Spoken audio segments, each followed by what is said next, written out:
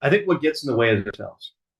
And I think what gets in the way is these expectations that we place in ourselves on as leaders to be perfect, to know it all, and to be, I guess, the what's the sage on the stage as we have that role.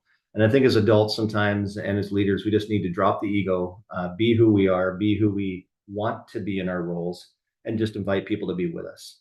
And as you do that, that genuine, authentic person who you are comes through. That relational side of leadership, which is so critical to the success when you work in a people business like education, you allow space for that to happen. And I think so that's the piece that I think we get in the way. We get a little full of ourselves and worried that everything that we say is going to be heard and said and listened to and followed instead of just being who you are, being genuine and being authentic. And that's what attracts people to us and makes us love our jobs and love the people we work with. I think bureaucracy gets in the way. I think although policy is vitally important and operational procedures are important, I think sometimes the process that we take throws some barriers in the way to implement change in a timely manner that's good for students.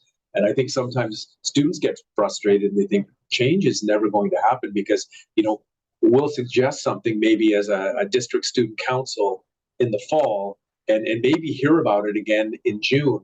And some of those students on that student council, they're graduating as grade 12s. And so they feel like they haven't had an opportunity to affect change. So I think that's part of it. Well, for me, I think it's a lot about mindset, and the stories we tell ourselves. And if we're telling ourselves that we only have so much, or we can only do so much, or this is a limiting factor, then we're really looking at a constrained system. But if we're always looking with curiosity and at opportunity and what can we do to make a difference, how can we look at that differently, we're going to see different opportunities and different results. I think it's that whole locus of control. And if I see there's always things in my control that I can do differently in my role and my job, that will make an impact. And the second I adopt a mindset or a narrative that sees things as out of my control and something that I can't influence, then I'm limiting and really constraining the impact I can have on students. I think it's one phrase. This is the way we've always done it. I think that is what gets in our way. Bureaucracies are real and they do create challenges. There's no question. It's not like you can say, oh, just get rid of the bureaucracy, forget the man, like we're just going to change everything. I understand that.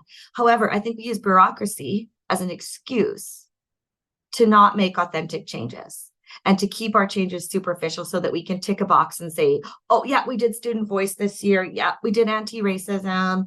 Oh, yeah, we did self-reflection. We filled out a form. We did that.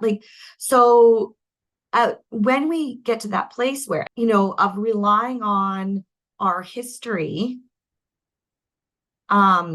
which is colonial and patriarchal in its nature, as a guide to as the path moving forward.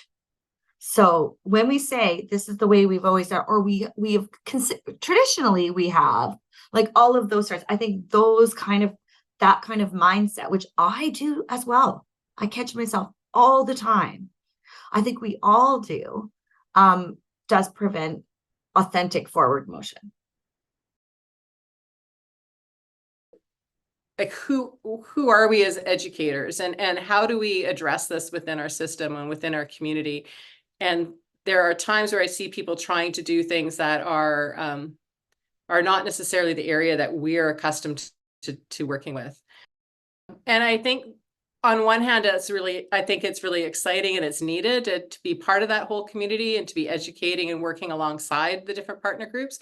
But some of those pressures within the community make it difficult as well. So, when we're trying to support a family that needs food, and the Feeding Futures came in and trying to, okay, now how do we do that? How do we distribute this food? Who are we working with in the food organization to be able to support that? And it's making sure that our mandate and what we know that we can do while we do all those other pieces while we serve the community. And I don't think, and I guess what I want to leave on that idea is I don't mean to be saying that we shouldn't be doing those things. I think we probably should be, and we are in a position where we can, flex and do those pieces.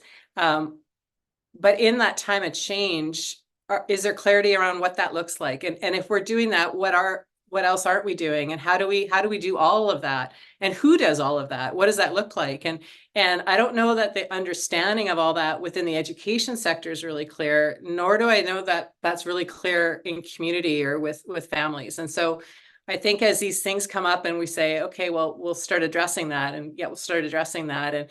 But what's that strategic plan? How is that all tied together? And what's our vision for that? How do we move all of those different pieces forward?